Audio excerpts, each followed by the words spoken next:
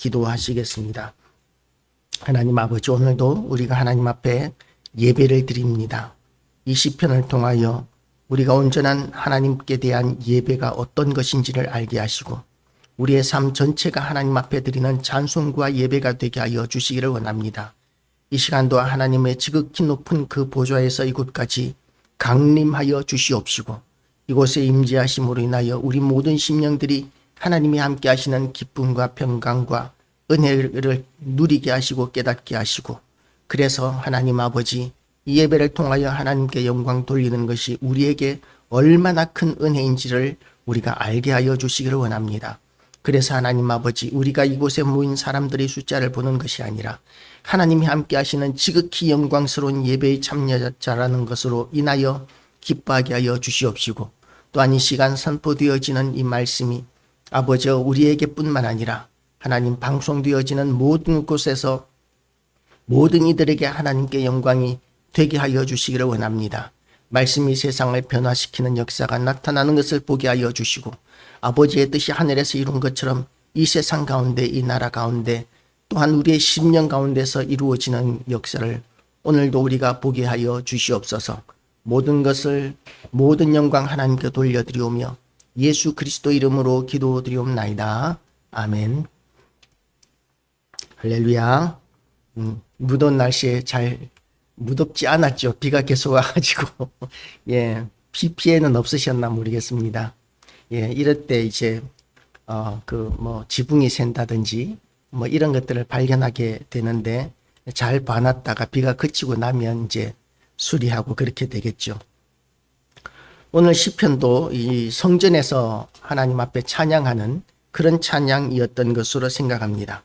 이 시를 누가 기록했는지는 정확하게 알 수가 없습니다.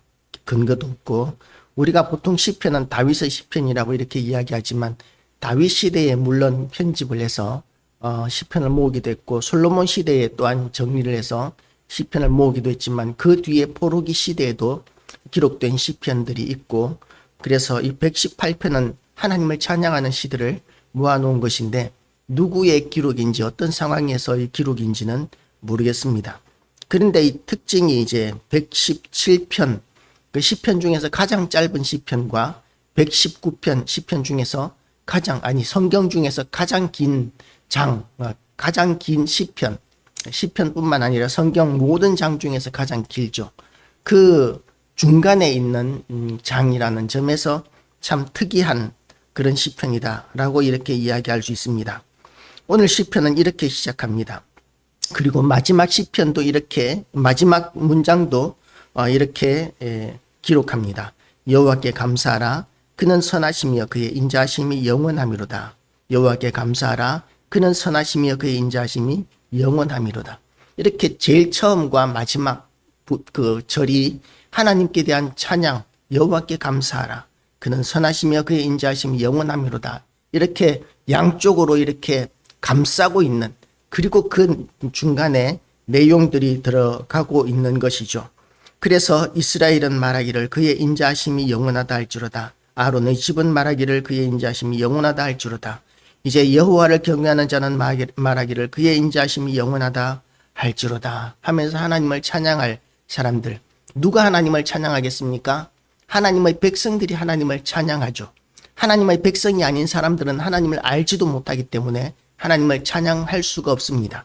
그런데 하나님을 아는 사람들은 삶 가운데서 이해되지 못하는 일이 있어도 어려운 일이 있어도 여호와를 찬양하고 여호와께 감사해야 한다고 본문은 이야기하고 있습니다. 우리가 어렵고 힘든 일을 만나는데 불행한 일, 고통스러운 일을 만날 때에 하나님을 찬양하고 하나님께 감사하기라는 것은 쉽지 않은 이야기입니다. 그럼에도 불구하고 이 시인은 하나님 앞에 여호와께 감사하라 그는 선하시며 그의 인자하심이 영원함이라고 이렇게 하나님 앞에 고백하고 있고 또한 다른 사람들에게도 그렇게 하나님께 감사와 찬양을 하도록 그렇게 권유하고 있는 것이죠. 이것이 우리 성도들의 본분 가운데 가장 중요한 사명입니다. 우리는 결과를 내기를 원합니다. 세상은 과정이 중요한 것이 아니라 결과가 말한다라고 이렇게 이야기들을 합니다.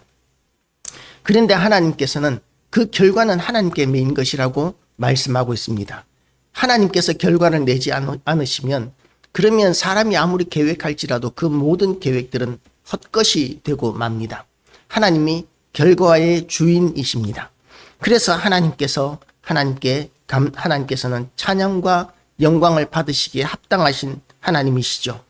세상의 모든 위인들이나 또는 세상 사람들이 만들어낸 모든 신들은 찬양과 경배를 받을 자격이 없습니다.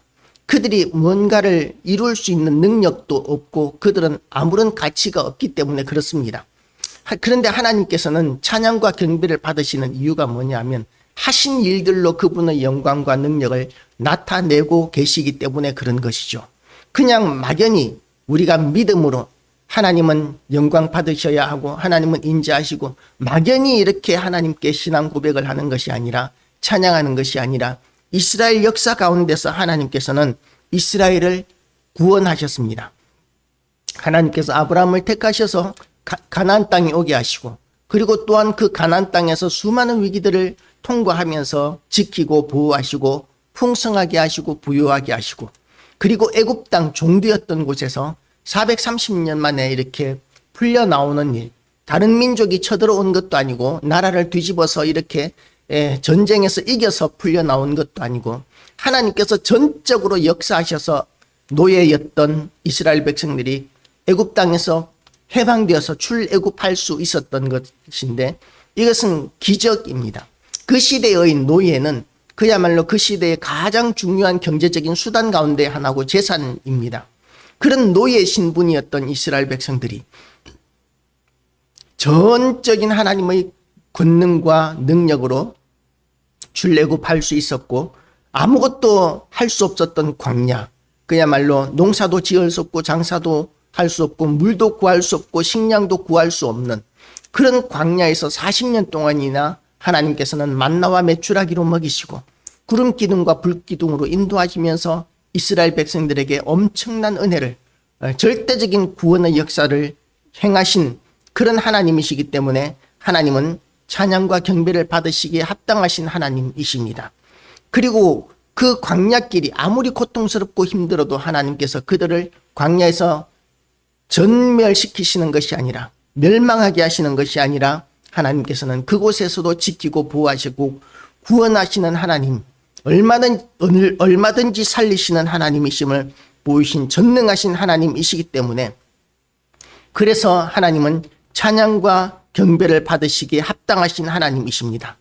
그리고 역사 가운데 이스라엘에게 향하신 그런 구원의 역사뿐만 아니라 시인은 하나님께서 개인적으로 나에게 어떻게 해주셨는가에 대한 고백도 하고 있습니다. 내가 고통 중에 여호와께 부르짖었더니 여호와께서 응답하시고 나를 넓은 곳에 세우셨도다.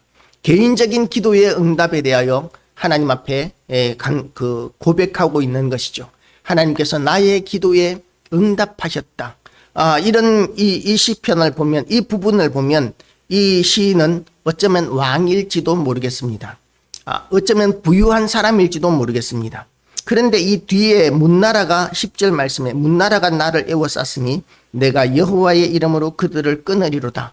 이런 구절이 있는 것으로 봐서는 이 시편의 저자는 어쩌면 왕이었을 가능성이 많다라고 이렇게 생각할 수 있는 것 같습니다. 하나님께서 국토를 넓히시고 그리고 감당하여 이길 수 없는 적들과의 싸움에서 이기게 하시고 승리하게 하시는 하나님, 그런 하나님이 나의 하나님, 나를 구원하시고 건지시는 하나님이시라고 고백하고 있습니다. 고통이 없었던 것이 아닙니다. 고통이 있었습니다. 시련이 있었고 위기가 있었습니다. 그런데 하나님 앞에 부르짖었더니 하나님께서 건지시고 구원하셨다라고 고백하고 있는 것이죠. 내가 고통 중에 여호와께 부르짖었더니 여호와께서 응답하시고 나를 넓은 곳에 세우셨도다. 나를 넓은 곳에 세우셨도다. 이런 체험들이 우리 모든 교회와 성도들에게 풍성히 임하게 되시기를 주님의 이름으로 축복합니다. 그리고 이런 고백을 할 수 있으면 좋겠습니다. 여호와는 내 편이시라. 내가 두려워하지 아니하리니 사람이 내게 어찌할까. 내가 하나님의 편에 서면 하나님은 나의 편에 서 주십니다. 이 에브라임 링컨이 이 남북 전쟁을 할 때에 미국에서 남북 전쟁을 할 때 아마도 게티스버그 전쟁 전투였던 것으로 생각합니다. 그 전쟁으로 그 전투로 말미암아 이제 남북 전쟁의 가장 중요한 운명이 결정나게 되어 있는 상황입니다. 모든 것이 불리한 그런 상황 가운데서 하나님 앞에 이렇게 기도합니다. 불안한 가운데서 에이브럼 링컨이 기도하니까 부관이 이렇게 이야기합니다. 각하, 이 전쟁은 하나님께서 우리 편에 서 주실 것입니다. 라고 이렇게 이렇게 격려했을 때 대통령이 했던 말은 뭐냐면, 하나님께서 내 편이 되시는 것이 아니라 내가 하나님 편에 서 있는 것이 그것이 두려울 뿐일세 라고 이렇게 대답을 했다고 합니다. 오늘 이 시편을 보면 여호와는 내 편이시라 이 질문을 보면 하나님께서 내 편이신 것에 주안점을 자칫 맞추기 쉬운데, 그 이전에 우리가 먼저 선택해야 될 위치가 뭐냐면 내가 하나님 편에 서 있는 것이 중요하다라는 것이죠. 하나님 편에 서 있으면 하나님은 내 편이 되어 주십니다. 그런데 하나님의 반대편에 서시면 하나님께서는 나의 반대편에 서시는 것이죠. 그래서 하나님 편에 서는 것이 정말 중요한, 하나님이 내 편이 되시는 중요한 관건인데, 그런데 그것조차도 하나님의 은혜입니다. 에베소서 2장 7절 8절 말씀에 보면 내가 그 은혜로 인하여 믿음으로 말미암아 구원을 얻었나니 이것이 나에게서 난 것이 아니요 하나님의 선물이라고 이렇게 고백하고 있습니다. 그러니까 하나님께서 은혜를 베풀어 주셔서 하나님 편에 설 수 있도록 해주시고, 그리고 하나님 편에 서니까 하나님께서 내 편이 되어 주셔서 하나님께서 나를 지키시고 나를 도우시기 때문에, 그래서 하나님께서 나를 이기게 하시고 보호하시고 인도하신다라는 이런 고백을 하는 것이죠. 2002년 월드컵 때를 저는 기억합니다. 그때 막 우리나라가 기적을 이루어냈었죠. 우리나라 국가대표 선수들이 기적을 이루어냈고 모두가 미쳤었습니다. 그런데 이제 우리나라가 이제 4강에까지 들어갔었지 않습니까? 이제 그 준결승전을 하게 되는데, 그런데 많은 점쟁이들이 텔레비전에 나오더라고요. 이번 시합은 이길 것입니다. 그러면서 점쟁이들이 점을 많이 치는데 텔레비전에서 그렇게 막 점쟁이들까지 동원해 가지고 이 결과를 점치니까 제가 문득 저에게 든 생각이 뭐였느냐면, 이 게임에서는 지겠구나라는 생각이 들었었습니다. 하나님의 편이 아니라, 하나님의 뜻이 아니라 무당을 불러가지고 무당의 점을 통해서 만약에 이 무당이 이긴다고 했는데 실제로 이기게 되면 이 나라가 전부 다 무당에게 이렇게 쏠리게 될 텐데, 이 게임에서는 하나님께서 이 나라를 사랑하신다면 지게 하시겠구나라는 그런 생각을 저는 했었습니다. 그야말로 우리나라가 16강뿐만 아니라 4강까지 오는 것만 해도 엄청난 기적이었고, 그 탄력성에 의해서 이제 우리나라가 준결승전 통과할 것이라고 믿는 사람들이 압도적으로 많았었는데, 그런데 온 방송들이 점쟁이들을 불러가지고 그렇게 우리나라가 이길 것이라고 점들을 치니까 저에게 든 생각은, 이번 게임에서는 하나님께서 지게 하시겠구나, 우리나라가 져야 되겠구나, 그런 생각을 저는 했었습니다. 하나님 편에 서지 않으면 그러면 우리는 져야 되는 것이죠. 패배해야 되는 것이죠. 그래야 우리가 하나님 앞에 회개하고 돌아갈 수 있게 되는 것입니다. 여호와께서 내 편이 되사 나를 돕는 자들 중에 계시니 그러므로 나를 미워하는 자들에게 하시는 것을 내가 보리로다. 우리가 그런 경우들을 많이 경험하지 않았습니까? 제가 처음 예수 믿을 때, 교회 다닐 때 저는 그런 경험들을 많이 했던 것 같습니다. 학교 다닐 때 이제 제가 저를 괴롭히는 친구들이 생기면 그 친구들이 꼭 어려운 일을 당하고 보복을 당하더라고요. 제가 갚은 것이 아니라 하나님께서 그렇게 친구들에게 갚아주시는 것을 저에게 보여주시는 것을 통해서 하나님께서 내 편이시구나, 나를 정말 도우시는구나 라는 그런 체험들을 저는 개인적으로 했었습니다. 다른 누구에게 이렇게 자랑하거나 내세울 것은 아니지만 하나님께서는 우리 교회와 성도들을 지키고 보호하시는 하나님이십니다. 그리고 그렇게 약속해 주십니다. 내가 머리카락까지 센 바 되고, 그리고 그 발걸음 수까지도 셀 정도로 하나님께서는 눈동자와 같이 우리를 지키고 보호하신다고, 이렇게 성경은 끊임없이 하나님의 사랑을 우리에게 보여주고 계시는 것이죠.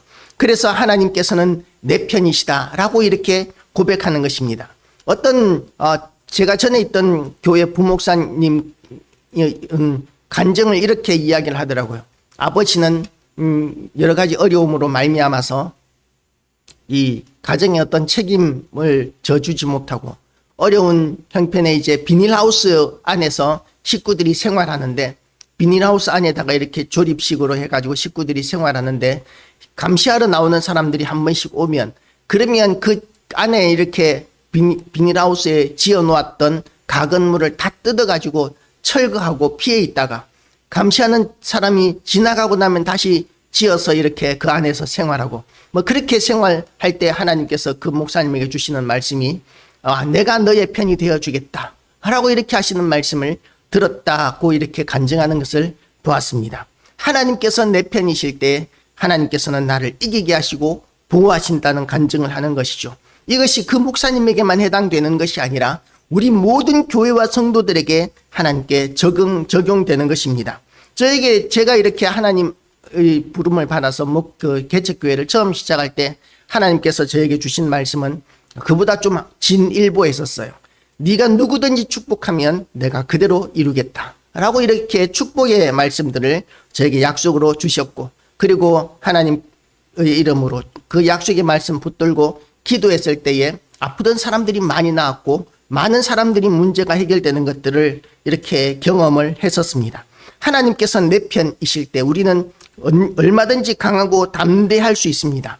현실적인 여건이 어떠하든지 간에 하나님께서 내 편이실 때 우리는 그런 현실 때문에 눌리는 것이 아니라 하나님께서 나를 통해서 역사하시는 그 놀라운 역사들, 기적들을 경험하게 되면서 우리의 믿음은 더욱더 견고해지고 단단해지게 되고 기뻐하게 되고 평강을 누리게 되어지는 것이죠. 어려운 일들이 해결되지 않았을지라도, 문제가 그대로 있을지라도 하나님께서 나를 통해서 역사하신다는 그런 경험들이 쌓이면서 우리는 그런 현실들이 하나님 앞에서 아무것도 아니라는 생각을 하게 되고, 하나님 앞에 그런 문제들이 아무것도 아니기 때문에 나에게도 아무런 문제가 아니라는 그런 확고한 믿음을 가지게 되는 것입니다. 이런 체험을 근거로 이 시인은 다른 사람들에게도 권유를 이렇게 하고 있습니다. 여호와께 피하는 것이 사람을 신뢰하는 것보다 나으며, 우리는 어려움을 만나면 제일 먼저 주변을 돌아봅니다. 누구에게 도움을 청하는 것이 좋을까? 이 문제를 어떻게 해결해야 할까? 하면서 우리는 걱정하면서 주변의 사람들을 돌아보고, 그리고 사람들에게 도움을 요청하고 싶은 그런 유혹들을 많이 경험하게 됩니다. 그런데 사람의 도움이라는 것은 기대하기가 어렵습니다. 믿었던 사람들이 뒤통수를 치는 경우들, 배신하는 경우들이 굉장히 많이 있습니다. 아니, 너무나 많이 있습니다. 우리가 이렇게 지금 우리나라 정치가 급격한 이런 변동성을 가지면서 윤석열 전 대통령이 이제 물러났는데, 요즘 재판하면서 하는 소리가 뭐냐면 모든 사람들이 나를 떠났다. 그전에는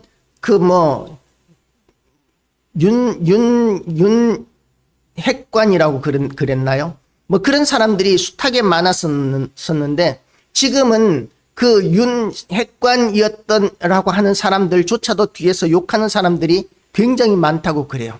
그렇게 이제 변호사 구하는 것도 많이 어려워졌다고 합니다. 변호사들도 많이 떠나고 많이 어려워졌다고 합니다. 사람은 의지할 것이 못 된다는 것이죠. 일국의 대통령이었던 사람조차도 어려운 형편에 빠지게 되니까, 정말 도움이 필요한 상황이 되니까 그런 정말 도움이 필요한 상황 가운데서 도와야 되겠다고 생각하는 것이 아니라 나에게 불똥이 튈까봐 도망가고 피하고 배신하는 그런 것이 인간사인 것이죠. 그럼에도 불구하고 하나님은 어떤 하나님이시냐면 절대 우리를 버리지 아니하시는 하나님이시기 때문에, 그래서 사람을 신뢰하는 것보다 하나님을 신뢰하는 것이 절대적으로 옳은 선택입니다. 우리는 사람을 신뢰하고 싶고 내 손에 든 돈을 의지하고 싶지만 그것이 아니라 하나님을 신뢰하고 하나님을 의지하는 것이 절대적으로 옳은 일이라고 성경은, 이 시인은 성경을 통해서 우리에게 권유하고 있는 것이고, 또 이웃에게, 친구들에게, 주변 사람들에게 권유하고 있는 것입니다. 우리가 은혜를 받았다면 내가 나 혼자 은혜를 누리는 것이 아니라 또 다른 사람들에게도 내가 경험한 것들을 생생하게 이야기해 주는 것, 이것이 증인의 삶입니다. 단지 전달자가 아니라 성경을 읽었기 때문에 성경에 이런 이야기가 나오더라, 그러면서 전달하는 그 정도가 아니라 하나님께서 나에게 이런 은혜를 베풀어 주셨고 내가 이런 체험을 했는데 이런 것을 볼 때 하나님은 살아계신 하나님, 좋으신 하나님, 나를 구원하시고 건지시는 하나님이신데 당신도 이 하나님을 믿으면 나에게 베풀어 주신 것과 같은 이런 은혜를 누리게 될 것입니다 라고 이렇게 권유하는 것, 그것이 증언이지 않습니까? 증인은 자기가 체험한 것을 이야기하는 사람이 증인입니다. 전에 들은 것을 물론 이야기하는 것도 증언이라고 이야기할 수 있겠지만 그런 사람들의 증거 능력은 거의 인정받지 못하죠. 전에 들은 것일 뿐이니까.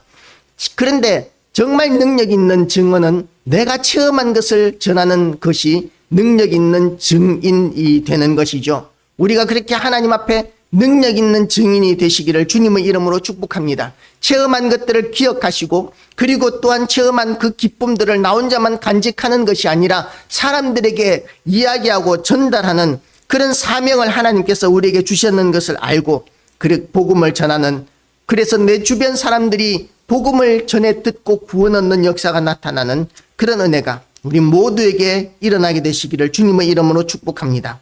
그렇게 하나님께서 나를 애워싸시고 나와 함께 하시면 그러면 문나라들이 나를 애워싸고 나를 끊으려고 하고 나를 멸망시키려고 주변에 나라들이 일어난다 할지라도 나는 아무것도 두려울 것이 없어지게 되는 것이죠.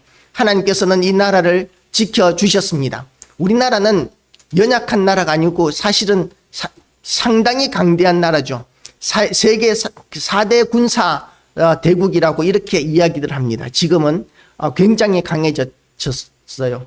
8이라고도 하는 사람이 있고 6이라고도 이야기하는 사람들이 있고, 그런데 그럼에도 불구하고 중국이나 러시아나 일본이나 이런 강대한 나라들에게 둘러싸여 있기 때문에 그런 나라들에게 비하면 우리는 그 한 나라도 감당할 수 없는 연약한 나라에 불과하죠.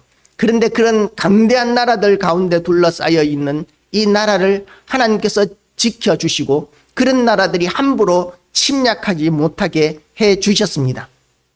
이것은 하나님께서 지키시기에 가능한 것이지 우리나라가 군사 강국이라서 경제 대국이라서 그렇게 되는 것이 아니라는 것이죠.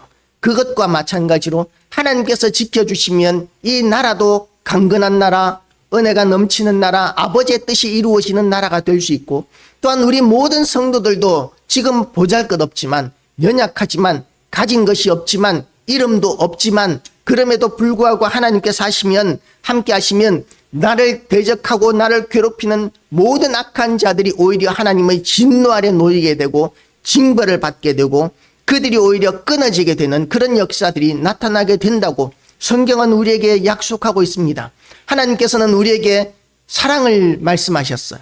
원수까지도 사랑하라고 말씀하셨습니다.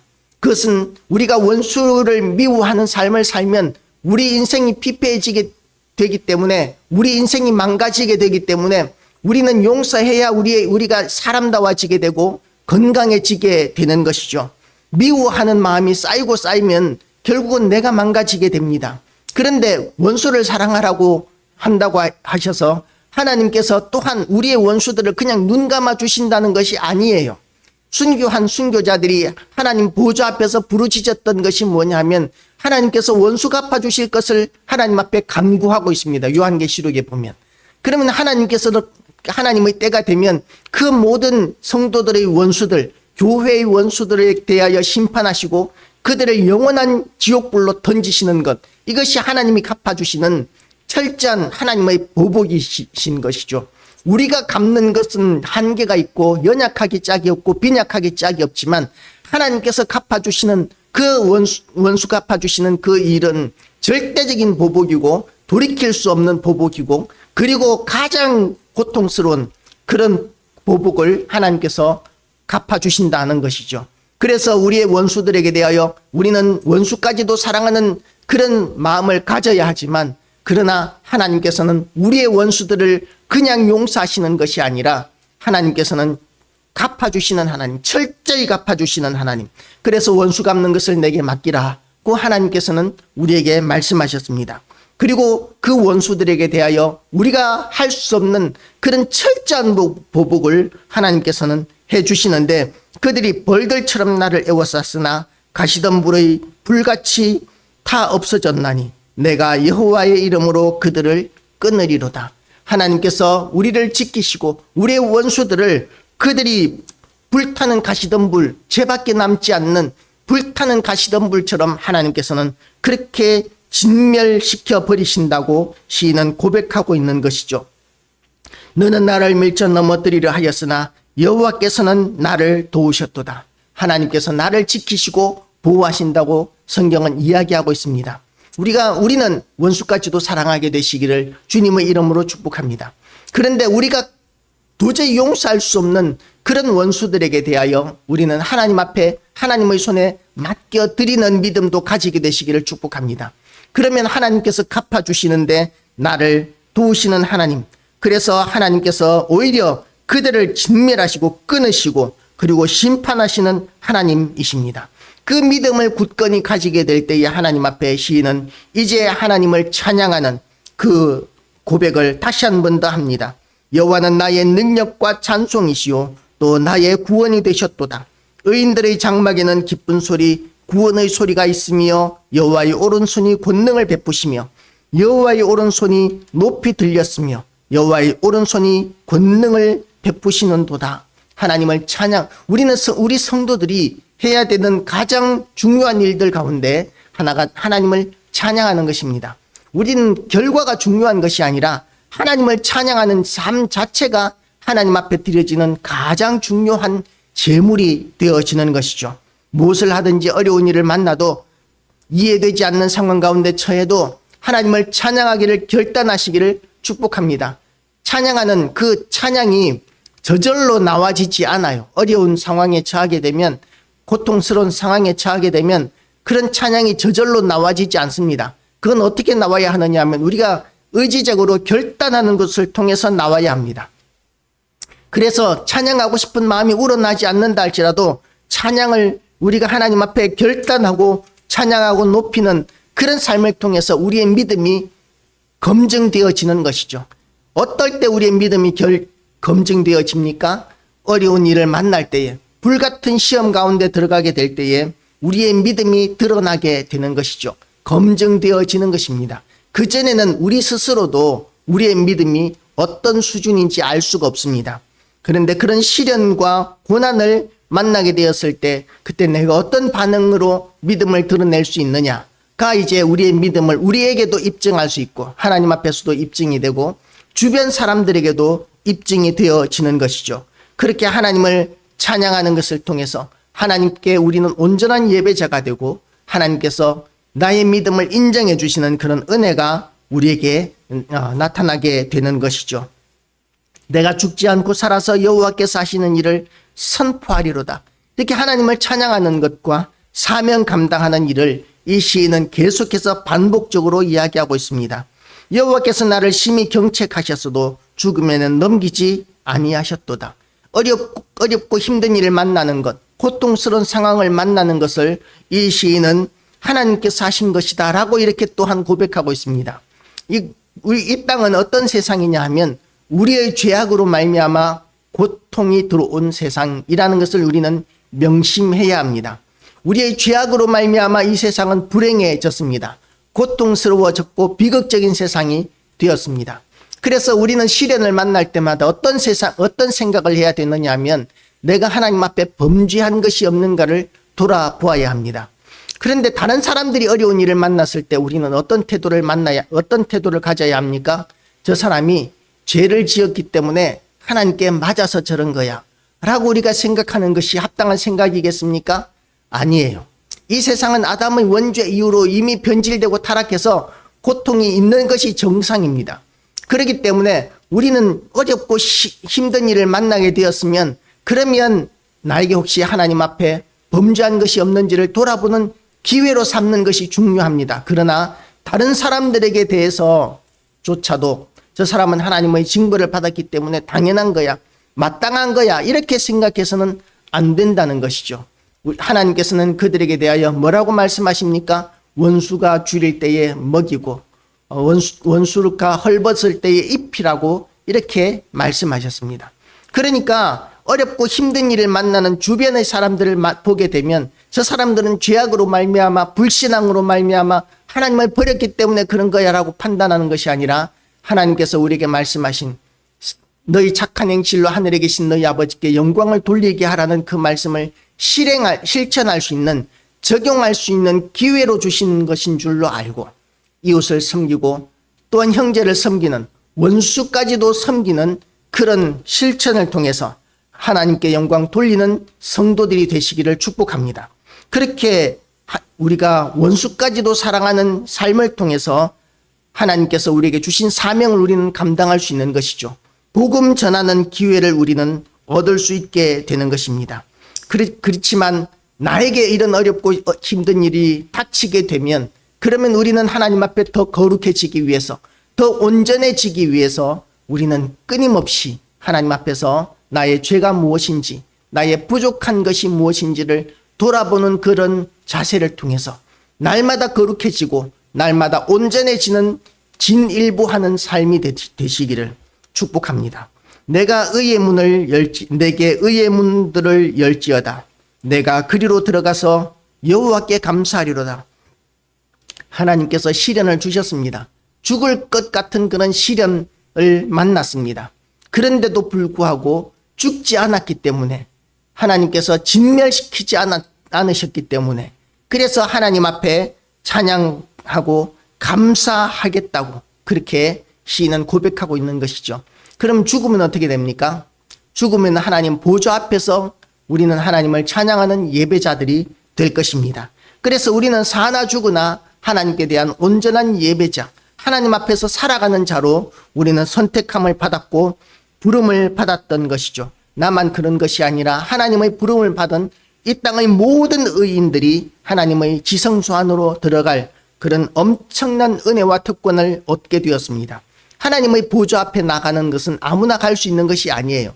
하나님의 지성소는 대제사장이 1년에 한 번 이렇게 대표자 한 명만 이렇게 지성소 안에 들어갈 수 있었습니다. 아무도 함부로 들어갈 수 없었어요. 그런데 그렇게 들어가면 이제 그 대제사장이 아무리 조심하고 삼가해도 하나님 앞에 진노를 받아서 혹시라도 죽게 되면 그러면 그 안에서 시신을 아무도 끄집어낼 수가 없잖아요. 그러니까 그 안에 들어갈 때 대제사장은 방울을 옷깃에 달고 그리고 이제 끈을 매달아서 혹시 그 하나님 존전에서 진노를 받아서 죽게 되면 그러면 밖에서 이제 다른 사람들이 줄을 당겨서 시신을 끌어내는 그런 방편을 이제 세워야 할 정도로 하나님 앞에 서는 것을 지극히 두려운 일로 여겼었습니다.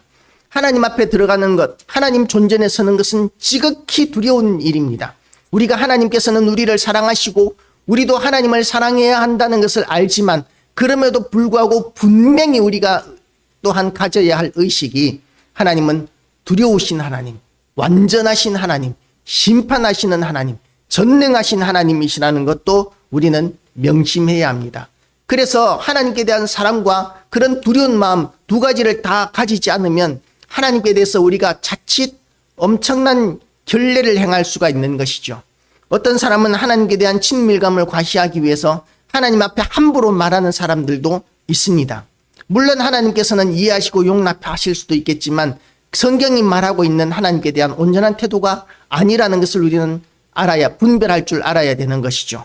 그래서 하나님은 지극히 높으신, 우리가 함부로 할 수 없는, 우리는 하나님 앞에 너무나 보잘것없는 가치 없는 존재들임에도 불구하고 하나님께서 우리를 사랑하시고 우리에게 은혜를 베풀어 주신 창조주이심에 대해서 의식을 가지고 그분 앞에서 예배자로서 엎드리는 자의 자세가 우리에게는 항상 있어야 되는 것입니다. 아무리 하나님과의 친밀감을 과시하고 싶어도, 아무리 하나님을 사랑하는 마음이 있어도 하나님은 함부로 무시당하셔도 되는, 함부로 우리가 말을 해도 되는 그런 분이 아니라는 것을 우리는 명심해야 되는 것이죠. 하나님 앞에 우리는 찬양하고 예배하고 감사하는 자로 하나님 앞에 나가야 합니다. 이는 여호와의 문이라 의인들이 그리로 들어가리니 주께서 내게 응답하시고 나의 구원이 되셨으니 내가 주께 감사하리로다 라고 하나님은 찬양 이 시인은 끊임없이 이렇게 시편을 이어가면서 틈틈이 하나님을 찬양하는 이야기를 계속하고 있습니다. 그리고 이제 우리가 익히 알고 있는 대목이 나옵니다. 건축자가 버린 돌이 진모퉁이의 머릿돌이 되었나니 이는 여호와께서 행하신 것이요 우리 눈에 기이한 바로다.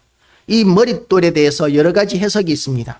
어떤 사람들은 건축의 주춧돌이다라고 이렇게 이야기를 해석을 해놓은 게 있어요. 주춧돌이면 네모 반듯한 단단하고 큰 돌을 이렇게 이야기할 수 있겠는데, 그런데 건축자가 그런 돌을 버리겠습니까? 그런 돌은 귀한 돌이니까 버리는 돌이 아니죠.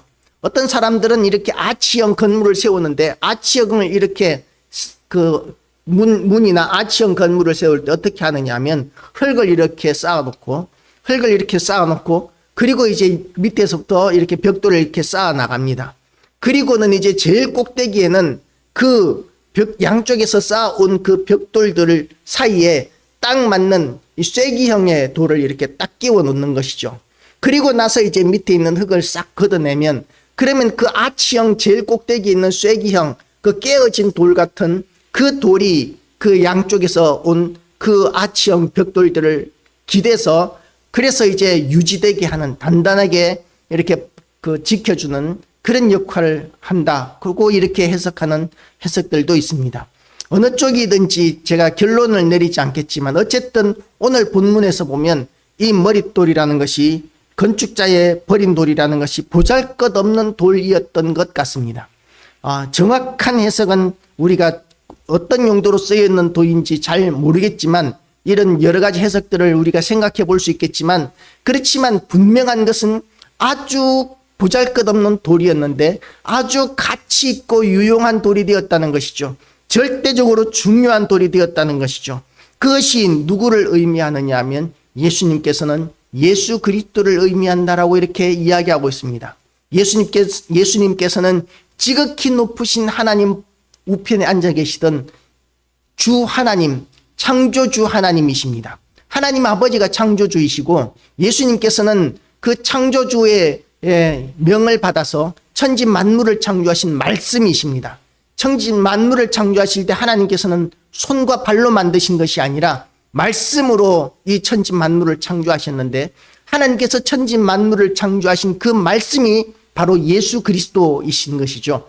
뭐 이렇게 이야기하면 자칫하면 하나님은, 그러면 예수님이 있고 하나님이 있고 그래서 아버지가 있고 그래서 하나님이 두 분이냐, 뭐 세 분이냐, 성령까지 하면 세 분이냐, 뭐 이렇게 이야기하게 할 수도 있겠지만 하나님은 한 분이십니다. 이것은 분명히 우리가 이해를 해야 합니다.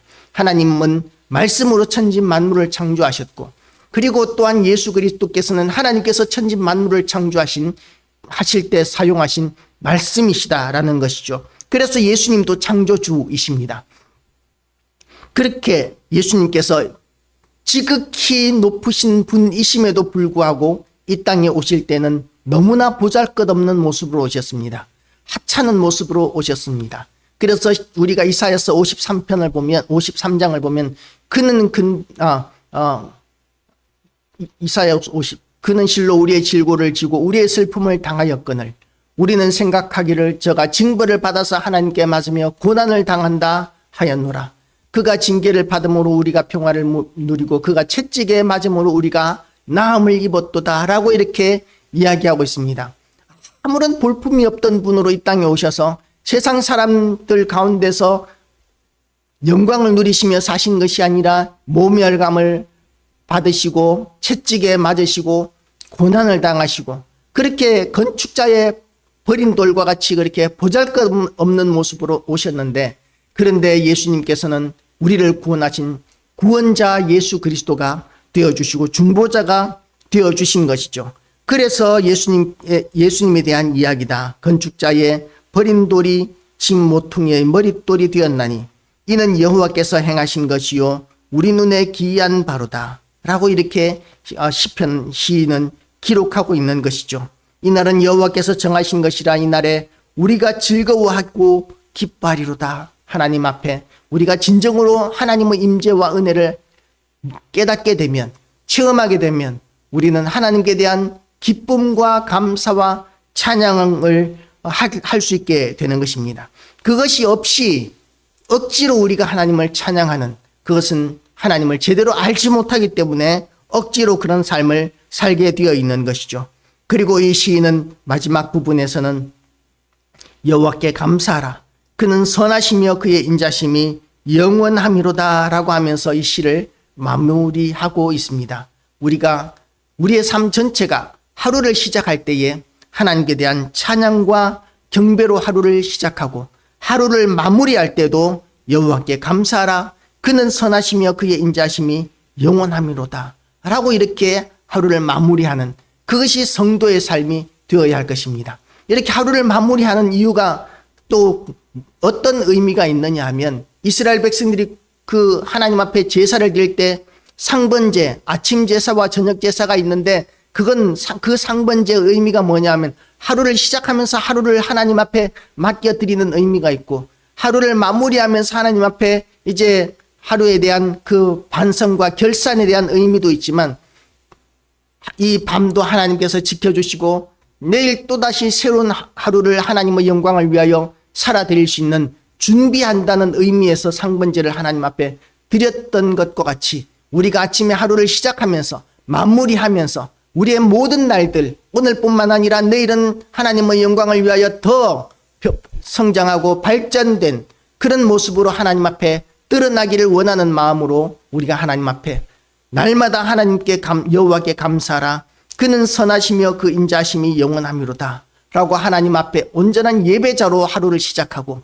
예배자로 하루를 마무리하며 예배자로 밤을 보내고 예배자로 다음 날을 준비하는 그런 모든 교회와 우리 모든 교회와 성도들 되셔서 날마다 하나님을 닮아가고 날마다 거룩해지는, 날마다 예수님을 닮아가는 그런 우리 교회와 성도들 다 되시기를 주님의 이름으로 축복합니다.